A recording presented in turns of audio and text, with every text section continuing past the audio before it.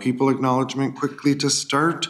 The Metropolitan Council acknowledges that the land we currently call Minnesota, and specifically the 7-county region, is the ancestral homeland of the Dakota Oyate, who are present and active contributors to our thriving region. As part of the Metropolitan Council's commitment to address the unresolved legacy of genocide, dispossession, and settler colonialism, and the fact that government institutions, including the Metropolitan Council, benefited economically, politically, and institutionally after the forcible removal of the Dakota Oyate, the Metropolitan Council is dedicated to instilling land, water, and people commitments in regional policy. These commitments support the Dakota Oyate, the 11 federally recognized tribes in Minnesota, Ho-Chunk Nation, and the American Indian communities representing over 150 diverse tribal nations that call the 7-county region home. Thank you. Committee members, we have an agenda in front of us. If there's no changes, we'll just consider it approved. It's approved. Next is approval of the February 2nd, 2026 Community Development Committee minutes. Is there a motion to approve? Motion to approve. Second. Thank you, Councilmember Chambliss, Councilmember Lindstrom. And any discussion, additions, corrections? Hearing none, all in approval, please say aye. Aye. Opposed? That carries, and committee members will move on to our consent business. 2 items, a master plan amendment, and, they both are. And is there a motion to approve the consent agenda? So moved. Thank you, Councilmember Carter. Thank you, Councilmember Morales. Any discussion? Hearing none, all in approval, please say aye. Aye. Opposed? Now we will move into our non-consent business items. The first being item 2026-29. It's the Rice Creek North Regional Trail Long-Term Plan. This is in Anoka County. And we have Zoe Mock. Great, Zoe Mock here to present. Welcome, Zoe. Thank you. Good afternoon, Chair and Council members. I'm Zoe Mock, Regional Trail Planner at the Met Council, and I'm here to present the Rice Creek North Regional Trail Long Range Plan on behalf of Anoka County. To orient you all to this corridor, Rice Creek North is in the northeast part of the regional parks and trail system in southeast Anoka County. It travels through Blaine, Circle Pines, and Lino Lakes, connecting to Ramsey County's portion of Rice Creek North Regional Trail, East Anoka County Regional Trail, and Bunker Hills Chain of Lakes Regional Trail, all while traversing parts of Rice Creek Chain of Lakes Park Reserve. The trail is currently 7 miles long with a 1-mile gap, which you can see in the image at right. While this long-range plan focuses heavily on the remaining 1-mile segment, it also reaffirms the existing trail route and identifies issues and opportunities that should be addressed along the entire length of the corridor. Moving on to the development concept. Along the full corridor, Rice Creek North is typically 10 foot wide with 8-foot segments in constrained areas. The plan mentions widening some older 8-foot portions of the trail to 10 feet and finishing the missing 1-mile segment. This new segment will be primarily off-road, with a portion of the trail running along a residential street separated by a curb, as shown in the image at right. To involve the community, Anoka County identified priority populations along Rice Creek North Corridor to engage with, including people of color, those younger than 25 and older than 65, and those with disabilities. While the county dealt with engagement limitations due to the COVID-19 pandemic, they were still able to accommodate these groups through a mix of online and in-person engagement. The county also engaged with community planning partners, including Circle Pines, Lino Lakes, and the Rice Creek Watershed District, as well as high school students in an effort to make the trail more attractive to youth. Themes from the engagement process included the need for additional amenities along the trail, improved safety features, and concerns about potential environmental impacts. Another major point made was a desire for the new trail segment to travel primarily through the park property. However, during the site investigation stage of the project, a 1970s study was reviewed that cited archaeological remains found in the area, so an alternative route was planned. The total estimated development cost for the remaining 1-mile segment of the trail is $7.7 million. This number might seem high for a typical 1-mile trail segment, but due to the 2 planned pedestrian bridges and a boardwalk needed for traversing a wetland area, that cost makes sense with those higher ticket items. So to complete the trail, no parcels are needed for acquisition, and therefore there are no acquisition costs. And finally, the estimated annual operating cost for the new trail segment is $20,000. The rationale for proposed action is the Rice Creek North Regional Trail Long-Range Plan is consistent with the requirements of the 2040 Regional Parks Policy Plan, specifically Chapter 5, Strategy 1, and other council policies as included in Thrive MSP 2040. It's important to note here that we use the 2040 plan for review instead of Imagine 2050 since a lot of the engagement and planning process took place before that adoption. So the proposed action before you then is that the Metropolitan Council approve Anoka County's Rice Creek North Regional Trail Long-Range Plan. With that, I'll stand for any questions. Thank you. Ms. Mock, for the report and for your work on this. Questions, Councilmember Lindstrom? Not a question, but just to let the committee know that about 5 minutes after I was appointed to this body, Circle Pines let me know about this as a top priority. That this is kind of a missing link in this fantastic trail, which is the second highest, I believe, second highest used trail in Anoka County. So hopefully this comes to fruition sometime soon. Well, Thank you, Councilmember. Councilmember Lindstrom. Further discussion? Ms. Mock, I do have a question, and it wasn't in the report, I don't think, or if it was, I must have missed it, but I found it very interesting that you brought up the need to rethink the route due to remains that were found, and I'm just wondering if you know anything about that, you can share. Yeah, thank Nature you, of the remains, Councilmember please. and Chair. This was brought up at MPOSC as well. I think a lot of people are kind of curious and interested, but there wasn't a study done during this trail process specifically, but in 1970, I think there was some development that was wanting to take place in the area, and they found a human skull. And I don't really have much information beyond that in terms of maybe where it was from or what era it was from, but they've sort of left that land as an area that they don't want to develop just because it is sort of a cemetery type of area, so. Okay, thank you.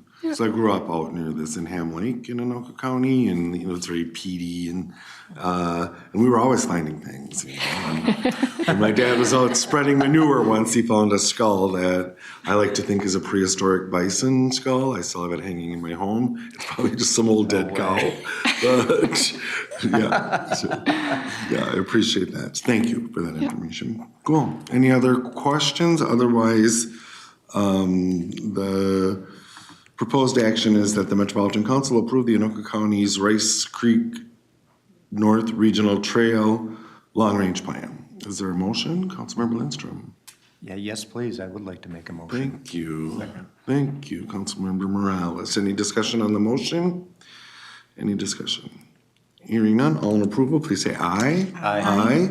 Opposed? That carries. Thank you very much. Thank you. Ms. Buck. Next item, non-consent business item, is 2026-50. It's forecast adjustments following the 2025 system statements, and Todd Graham is here to present. Welcome, Mr. Graham. Thank you, Chairman. I'm gonna stand up here.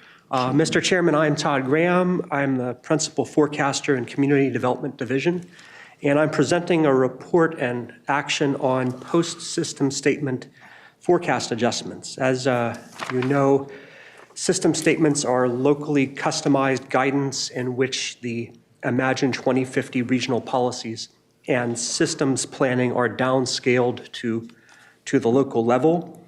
Local governments had opportunity after receiving system statements to question the system statements, request clarifications, etc. Local growth forecasts are one element of the system statements. There were requests and meetings and correspondence after system statements that lead us to recommend local forecast adjustments for 16 places. And it's the council body's role, your role, for you to review that and approve. So, okay. Some background to start. The Metropolitan Council is assigned by Minnesota statutes 473 to forecast population, households, and employment. This work matters because in the Metro Twin Cities, the Met Council and local governments are involved together in systems planning and infrastructure provision and services delivery. So our regional and local wastewater systems connect to one another. Our state, county, and city highways and road networks connect to one another. And we have a concurrency expectation that everyone is planning for the same future. This is what Met Council requires of local governments on screen. Most basically, we require that cities and townships plan for future growth as detailed in the forecasts. Second, prepare a land plan, and in that land plan, cities should provide for local land supply or redevelopment analysis that can at least accommodate the forecasts that we've prepared for them. Third bullet, our regional systems planners use the forecasts as time-specific, place-specific targets.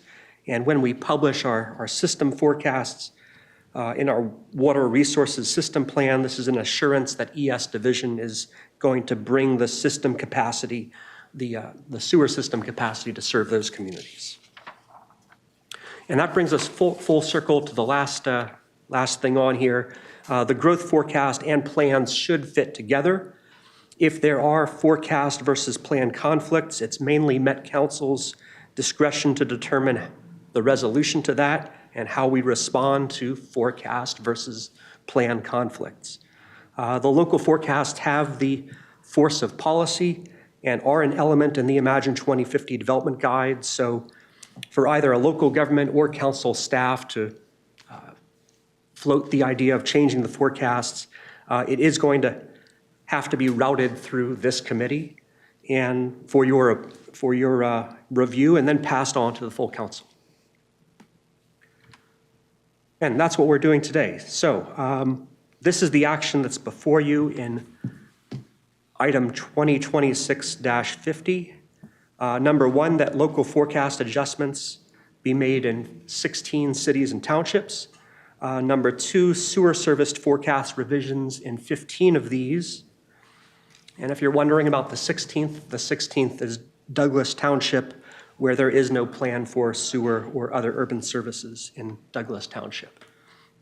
The third item on here that you're approving is revise affordable housing need allocations in the housing policy plan for 15 places.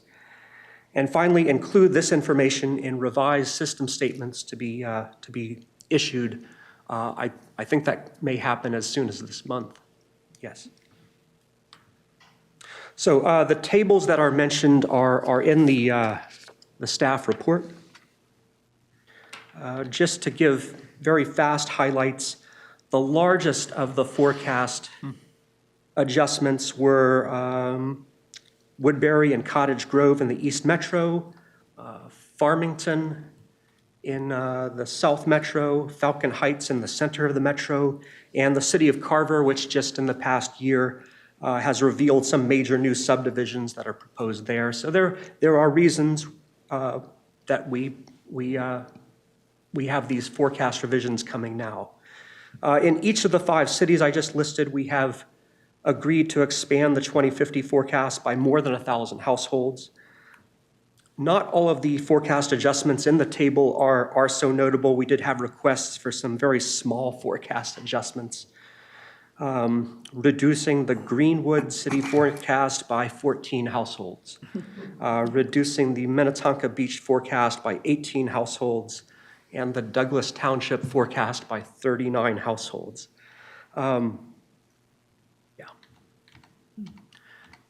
There were more requests for forecast expansions than for forecast reductions.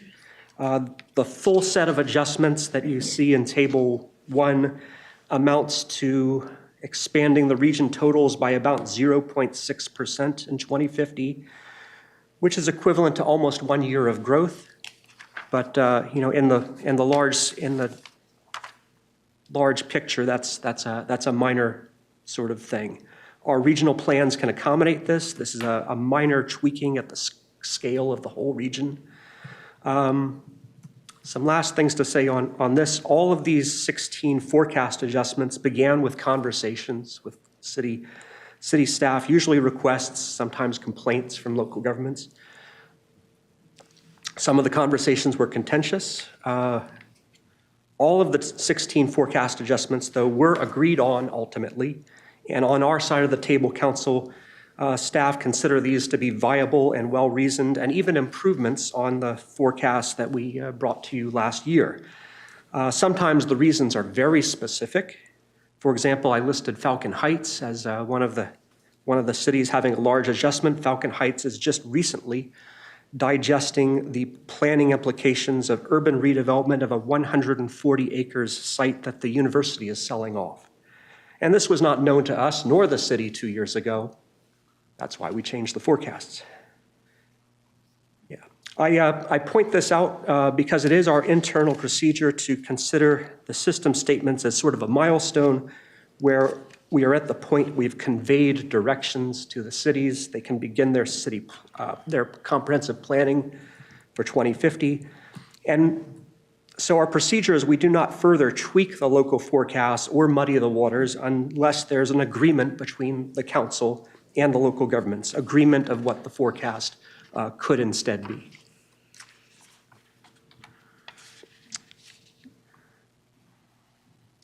This is an outline of some of the talking points that came up in our conversations with cities. We asked several cities to outline what it is they expect to have happen, how much growth or development, where and when. And in several meetings, we, council staff, did remind our local partners that forecasts need to be reasonable. And in the past decade, the ground has shifted some. Expectations have shifted.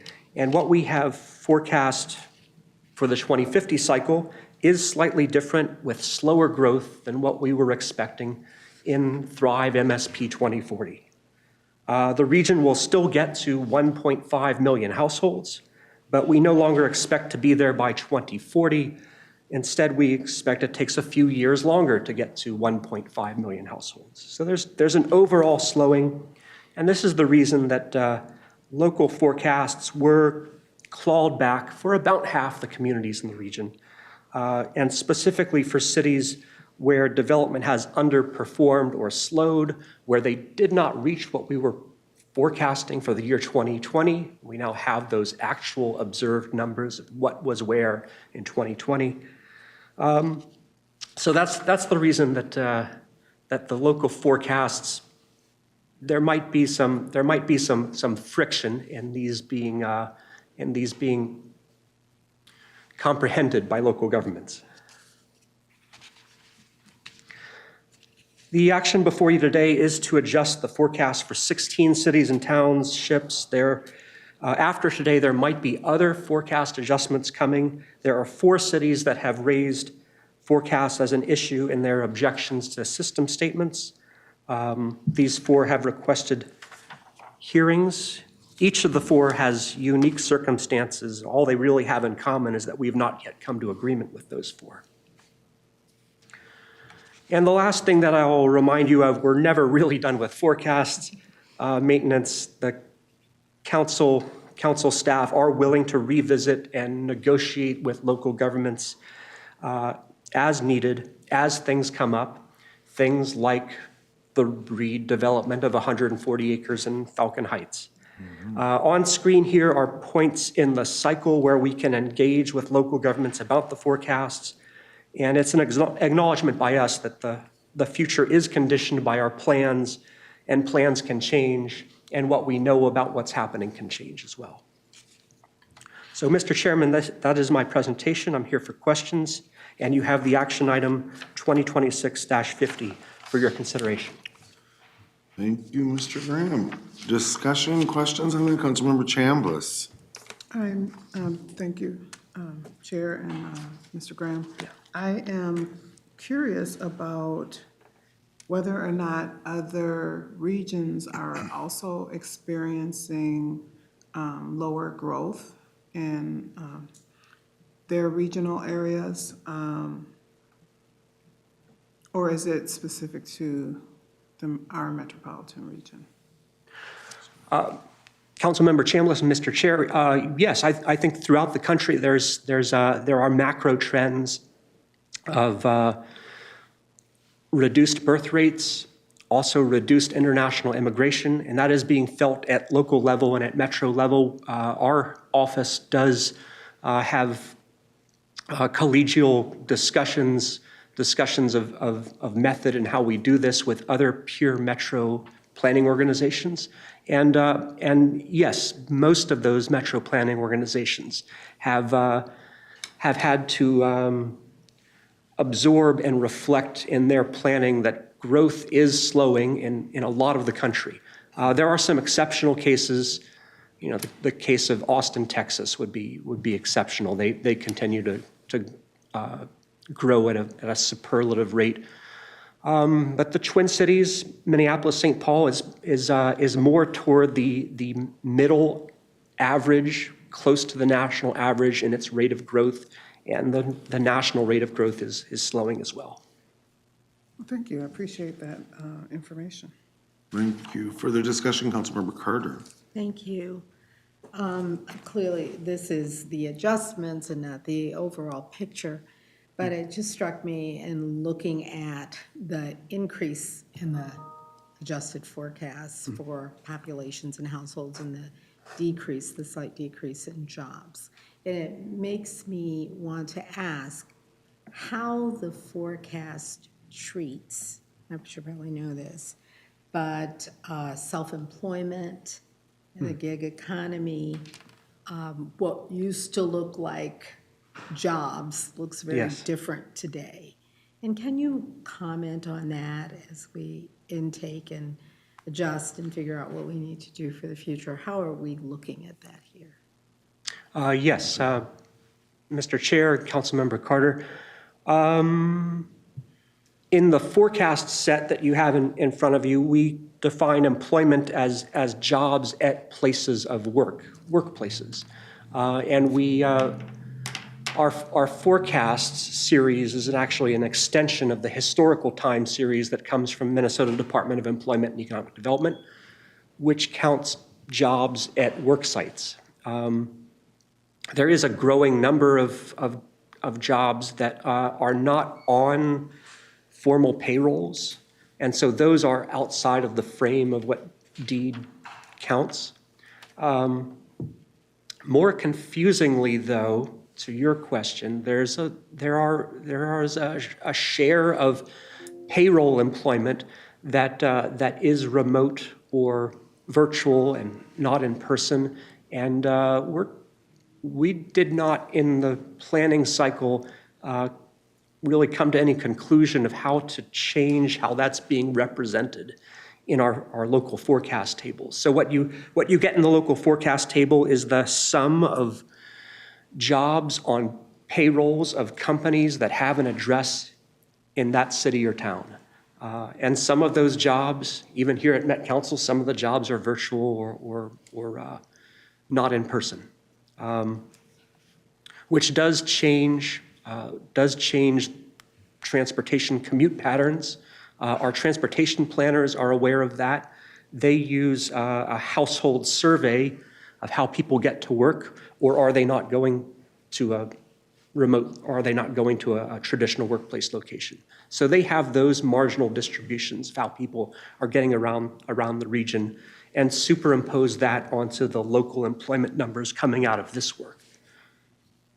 And I appreciate that. There's a lot more thinking, of course, that is happening around what our needs are for the population and how we'll fill those needs in terms of work in the future. So it will begin to look a lot different, and I'm sure it will begin to shape the way we calculate, what jobs exist. So many are going to be contracts and, doing work rather than jobs.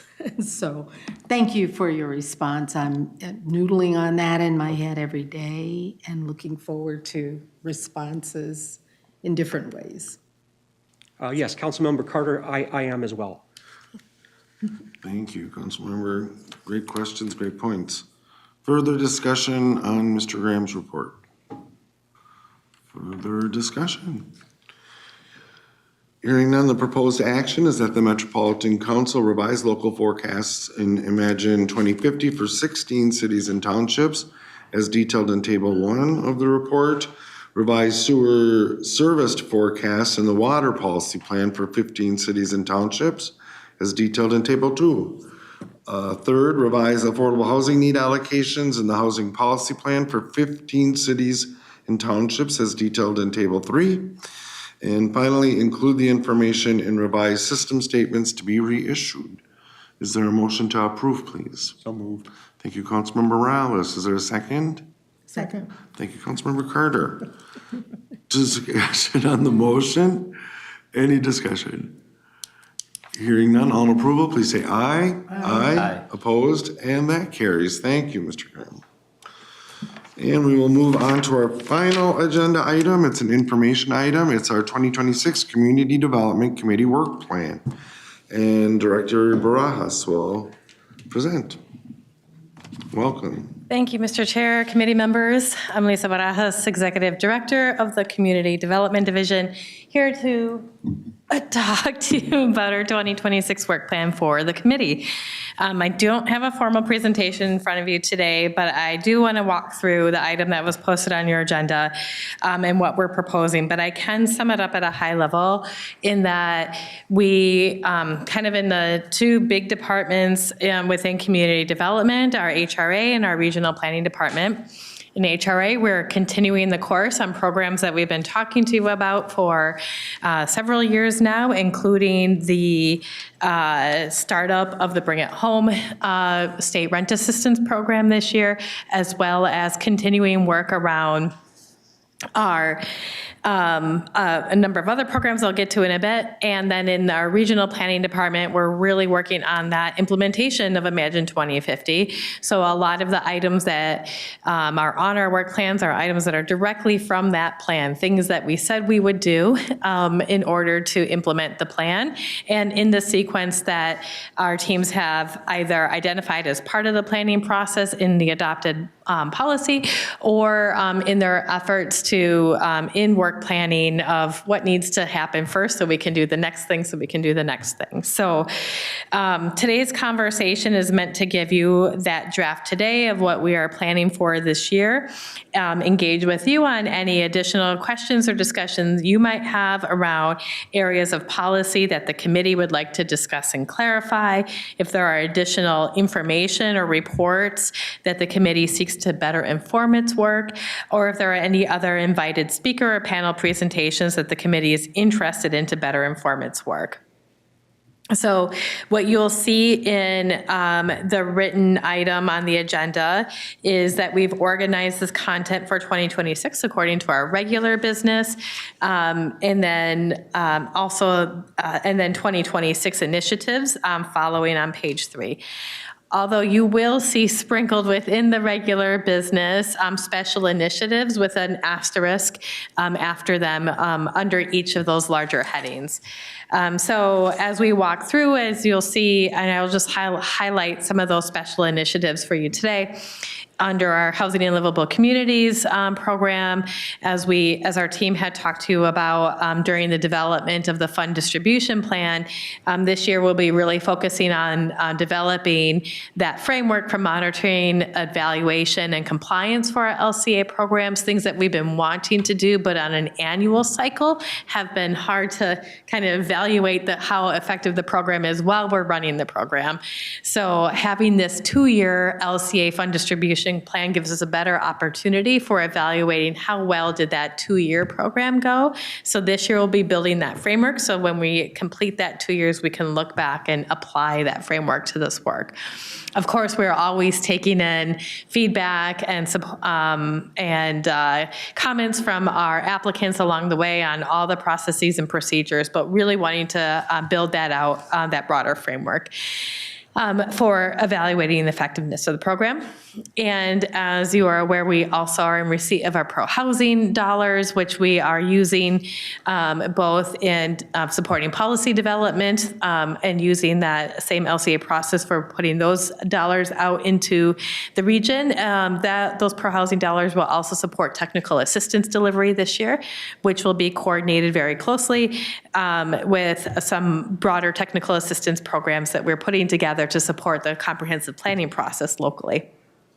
Under local planning assistance, you will see updates to our flexible development guidelines as part of the process. We've already gone through and worked with you all on the MUSA implementation guidelines, which you've recently adopted, as well as bringing together a number of different as Mackenzie Young-Malter shared with you previously, a number of different separate guidelines into a single package related to density and to that MUSA implementation. So we've already checked a couple of things off of our list for 2026 this year, which is why they're not on here, but I might just add them to the list just so we can make sure we say, yeah, we did do that. I mentioned an HRA, our Bring It Home statewide rent assistance program, which we are this close to having our grant agreement on, and then staff will be returning to you later this year to talk about some other items related to implementation of that program. We also will have our Metropolitan Housing Opportunities Program conversion, and for our longer time members, you may remember we've talked about this a couple of years ago, which was supposed to be a streamlined process that is streamlined according to federal guidelines. So we will hopefully be able to get that closed up in this calendar year. So we'll be closing that out. And we continue to work on sale and replacement of units in our family affordable housing program, so giving you updates about that work. And soon you will be seeing, you've heard from our staff previously around our residential preferences study. We'll be bringing the remainder of that work back to you actually just in a couple of weeks here, a couple of months here. So you'll be able to see the remainder of that research work being completed in our next steps in that process. We also will continue exploration of wealth building opportunities and programs for our existing voucher holders as well. And then as we move into our regional parks work, some of the special initiatives that you see this year are around updating our regional trail system map, beginning our scoping process for additions to the regional parks and trail system. We'll be updating our research that was conducted several years ago now on communities of color and access to our regional parks and trail system. I think we're about a decade on in that work, so now is as good a time as any to refresh that, to see how we're doing as a region, to potentially expand upon that. So our staff have been scoping that work this year, and we'll be coming to speak to you about where we're at and where we can go with that.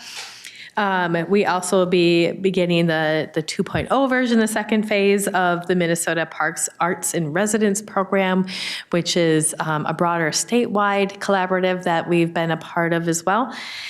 And we bringing to you our you all approved an administrative review process for Parks Long Range Plan, so we'll be bringing you an update, reporting back on how many of these did we conduct this year and how did it go and what are we seeing in that process. And then this year we're also conducting our Regional Parks Visitor Study, which we do every 5 years, so we'll have a wealth of content and information that we are gathering from that, as well as follow-on actions and next steps that will come from that study. So that will be a little bit later this year. And then moving into research, one additional item under that particular heading that is a special initiative this year is our land use inventory. It's something we also do every 5 years, fly aerial photography across the entire region and update our existing land use inventory for the entire 7-county metro area. It's an intensive study, but really is kind of like the census, but for land within this region, gives us a good snapshot in time that helps us measure progress toward some of the outcomes and measures that Kristen Ribatoris and Sarah Nelson came to talk to you about earlier this year about how we're measuring progress against our plan, especially in our land use policy. And then to round us out, under 2026 initiatives on page 3, you'll see that there's a large section there that's really focused on additional Imagine 2050 implementation. We'll continue to work through system statements, hearings, and resolutions, working, of course, toward resolution to the extent we can to avoid any hearing if we can. We always like to come to agreement without having to be told to come to agreement. And then a large part of work in regional planning this year will be launching our technical assistance programs and offerings across all of our plan areas. Some of those items include our which we've already launched, our local planning handbook, but continuing to build that out, our Plan It training series, which is a series of workshops, webinars, and other offerings that help with provide educational supports for the both the foundational elements of comprehensive plans as well as how to get more out of your plan. And then a series of other technical assistance tools, which include things like our envisioning density work, our greenhouse gas emissions reduction tool, housing toolkits, and there's many more I'm sure I'm missing in this list. But suffice it to say, it's a large part of the work that our teams are doing in our regional planning department and in collaboration with technical staff, our subject matter expert partners in environmental services and in transportation as well, who support that comprehensive planning process. I know our teams are excited about this work, and we'll have opportunities where we'll be sharing with you what that looks like, as well as offerings, as well as supporting you all in conversations that you have with your elected official counterparts in local governments as they engage and start to initiate their local planning processes as well. We also will be making available the funding programs that you've authorized for this planning process as well, both our Small Communities Planning Program and the Planning Assistance Grant programs. You will hear from our teams later this year about an evaluation of the impact of our art and policy work during the Imagine 2050 process, especially because it was a new way for the council to be engaging with local governments, with residents around the region, local governments included as a part of that, but really wanting to look back and see what effects and impacts did that have, and then what lessons did we learn, and how can we incorporate this work more fully as a program into the council's policy development work and other work as we move forward. We'll continue to be working on the commitments to the American Indian community that are identified as part of Imagine 2050 and providing updates on our progress in that work as well. And of course, I left this in here accidentally. The Imagine 2050 outcomes measurements, you've already approve that amendment, so we can check that off the list. But one of the other items that we'll be bringing to you later this year is our second round of our community tree planting program, where we received an additional appropriation from the state legislature in this last session.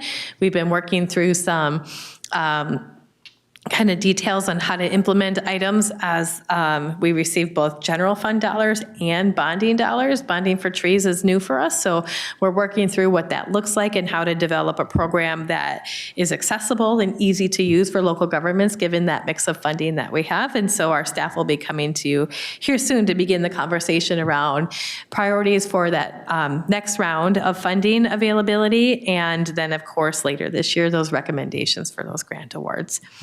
And then finally, we continue to implement the Council's Climate Action Work Plan for the CDC-related components, and we'll be incorporating and bringing updates to you on those various projects as those become available. So it's a lot of work. It's not as a heavy duty lift when it comes to the volume of policy work that we had at this body over the last couple of years. So our agendas might look a little lighter, but it's more because we're busy implementing those plans and really thinking about how we both bring you updates in that process, as well as receive your direction and prioritization around those items. But of course, I'm here today to hear more from you about, are we covering all of the things that you expected to see covered this year? Are there other areas that you think that we should be digging into or start to put on our work plans for future conversation and investigation? So with that, I'm happy to take any questions and receive your feedback. Thank you, Director Barajas. Very thorough. Discussion on the work plan, Councilmember Lindstrom. Yeah, thanks. These are all great One thing that I think would be helpful for me is, under the last one, the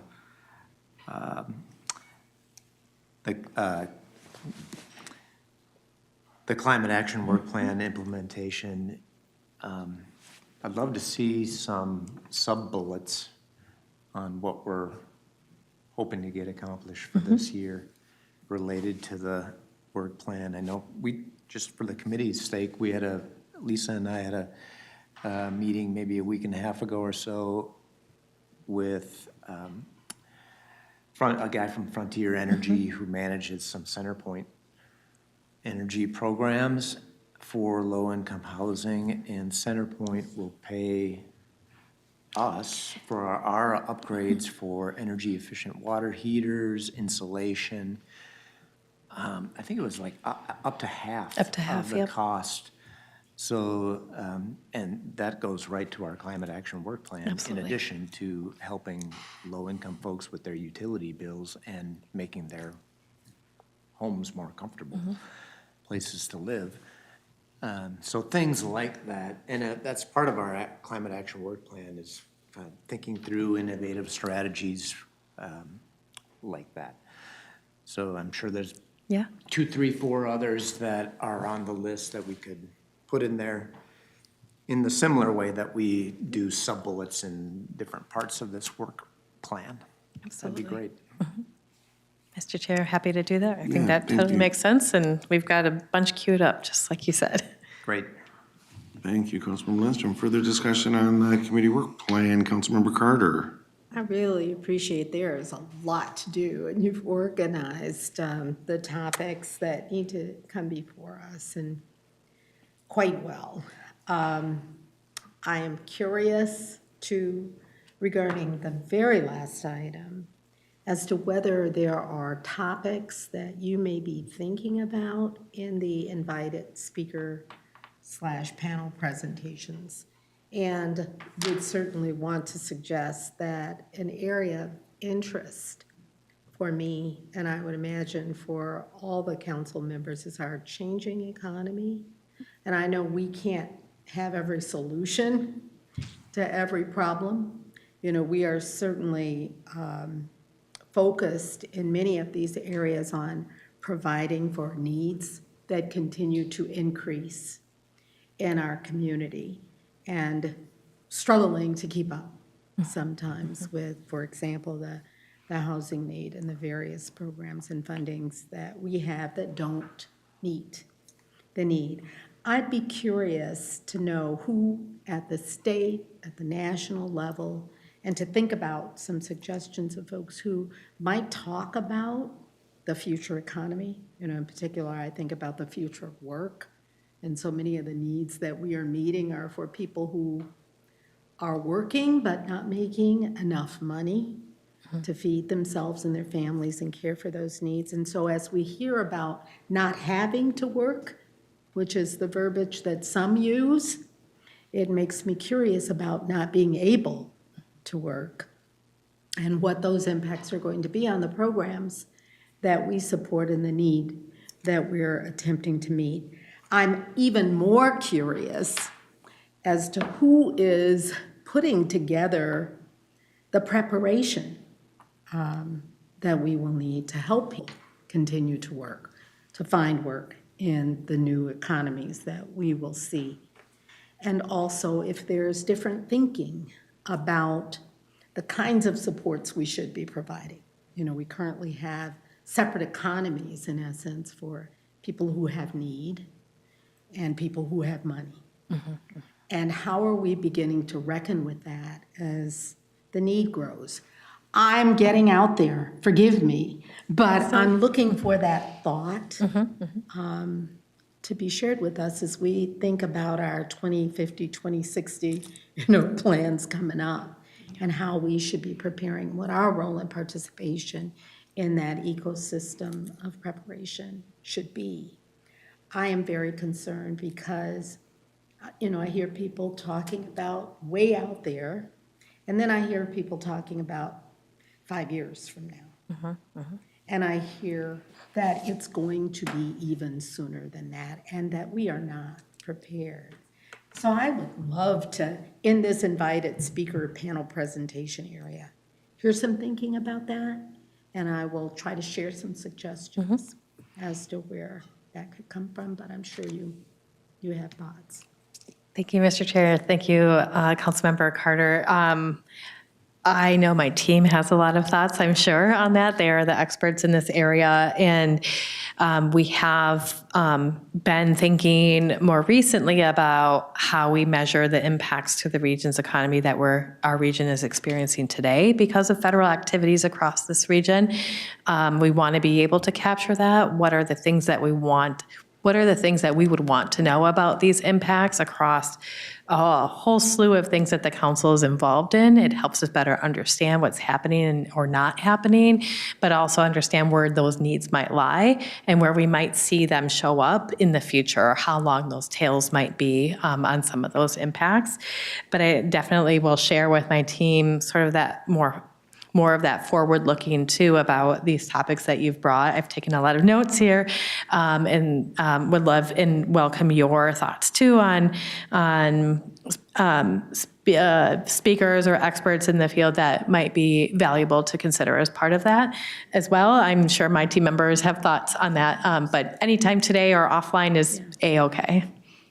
Thank you very much. Yeah, Appreciate thanks. your reception. Oh, thank you, Councilmember Carter. Before I recognize Councilmember Morales and Councilmember Chambliss, I just want to lift up what Councilmember Carter was saying. That was kind of my own thinking is, and really Director Barajas, you kind of went more to my thinking and, I've been using in my day job sort of recovery, right, or rebuilding, those kinds of words. And when I'm not thinking, I'll say something about getting back to normal, but we don't know what the new normal is. And so for me, this feels very real time, in that I think it would benefit us as a committee and certainly us as a council to keep ourselves informed on what the impacts are. I suspect they're going to be worse.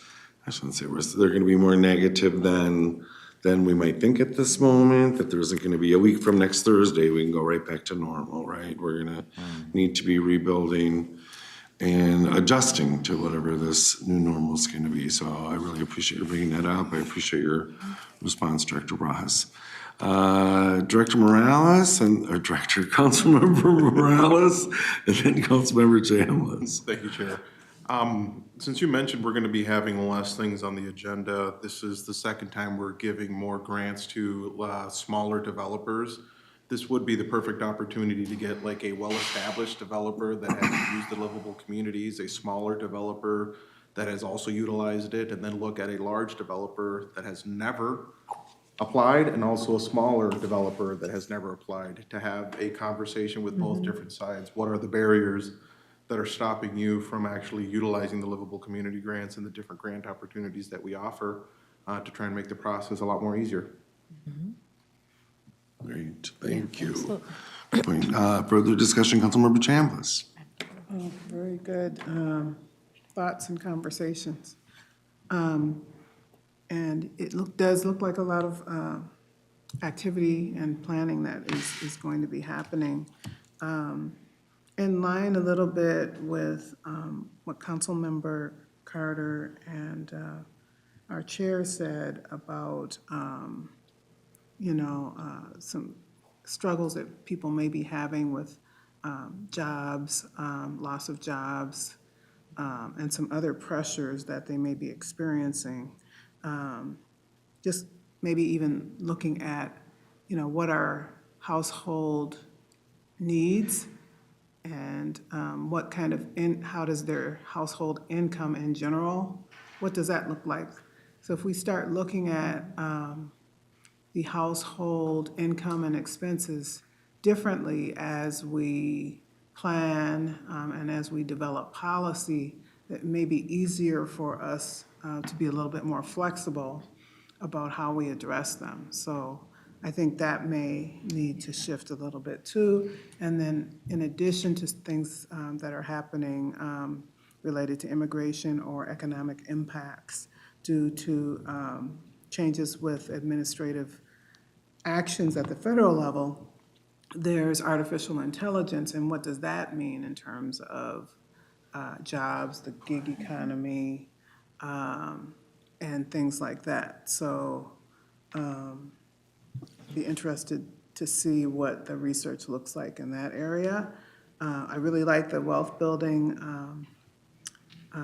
research that's being done for the housing voucher holders. And I would imagine that that may include some educational or other supports that are already in existence with other entities. And then I have a question about the community profiles. I know we have changed those over time since I've been on the council, with the 7th year being on the council. Maybe if we can talk about or revisit what have we done in relationship to providing information to our local entities, our cities, and municipalities, as far as community profile information. How are they using it? What would they like to use? How are they wanting to collect information about not just their land use, but their community assets, especially in the areas where we're doing community development or transit-oriented development? Thank you. Did you have a response? We do, I think I maybe failed to put this on here. Community profiles update is actually, I believe, something that is in our massive work planning document. I'll have to go back and refresh. I'm glad you brought that up. It is the technology that supports it is seen better days, so we do need to modernize it anyway, but it is an opportunity, I know, for engagement with our local governments who are primary users, as well as I know lots of data miners like to use that. Anyone who's interested, I know I use it regularly too. When folks say something to me, I'm like, well, what was their growth trajectory? And I just look it up and look at their permits. So I know that is due for an update this year, or at least beginning that process for updating that. And certainly I can engage with our team members on what that looks like for a committee conversation, and how we keep you in that and receive your feedback on that work. Thank you. Further discussion, suggestions? I think you got some input from every committee member, which I appreciate. Thanks very much. Lisa, are you getting what you need from the committee tonight? Absolutely. Thank you. Cool. And do we see this again, or is it just kind of there? Yep, so thank you, Mr. Chair. The next steps are that I will make some updates to what you see in front of you, and then I will also bring a draft kind of timeline that you might remember from previous years, and then we'll ask you to adopt your committee work plan. It doesn't set the schedule in stone. We obviously make adjustments for how things fall over the course of the year, and obviously as there are new or emerging issues that arise, we bring those to you even if they're not on the work plan, but that does set direction for us as the priorities that you want to meet, and that we ensure that we're meeting those along the way, committing to doing that work. Great, I appreciate that, and thanks for refreshing my memory about the process and the document. And so if those of you who have not seen the annual work plan, it's really, I was gonna say comprehensive, but it's just really usable, right? And I remember former CDC committee member, Councilmember Johnson, just thought that should be an example for all committees. So I look forward to seeing that when it's ready. Cool. Anything else on that? Anything else for the committee? Michelle? No. Director Barajas? Seeing no further business before this committee, we're adjourned. Thank you. Good job, Lisa. Thank you. And thanks for the reminder on that. I know. Indeed. Put it on paper. Bring an update here to you also as well, that yes, we have that work. Sometimes our council-wide presentations have too much information, so we try to slim them